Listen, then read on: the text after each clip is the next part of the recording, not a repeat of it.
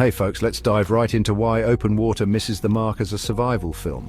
Released in 2003 and directed by Chris Kentis, Open Water tells the story of a couple left behind on a scuba diving trip, struggling against the elements and menacing sharks. Sounds thrilling, right?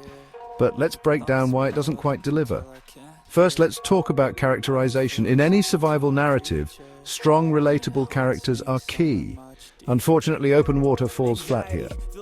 Susan and Daniel, the main characters, are given minimal backstory. We don't really get to know them, and it's hard to care about their fate.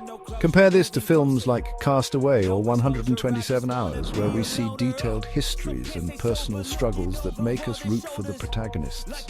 In Open Water, their relationship issues are barely touched upon, and their dialogue often feels cliched and shallow. This lack of depth makes their ordeal feel less impactful and harder to engage with.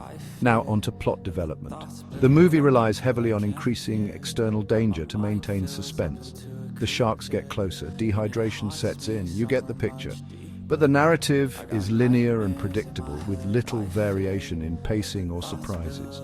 This reliance on a single source of tension quickly becomes monotonous. A more dynamic plot with unexpected twists or deeper psychological exploration could have added much-needed layers to the story. Instead, the repetitive scenes of hope and despair just feel formulaic, weakening the emotional punch. Then there's the thematic depth, or rather the lack of it. Survival films have the potential to explore profound themes like resilience and the human condition. Think of Life of Pi or The Revenant, which dive deep into existential questions and personal transformations.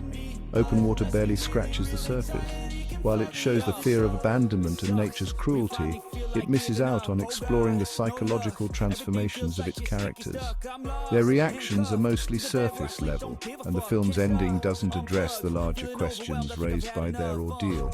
Finally, let's touch on technical execution. Open Water does earn some points for authenticity, using natural settings and real sharks. However, the shaky handheld camera work meant to heighten realism often makes scenes confusing rather than immersive. And the lack of a varied soundtrack further dampens the emotional impact, failing to build tension effectively. In conclusion, while Open Water aims to tell a harrowing survival tale, it stumbles due to weak characterization, a predictable plot, and superficial thematic treatment. Despite its raw elements and natural settings, these technical achievements can't make up for the narrative shortcomings. Future survival films can learn from these flaws by investing in deeper character development, more dynamic plotting, and a richer thematic exploration. Only then can they offer a truly engaging and memorable experience. So, what are your thoughts on Open Water?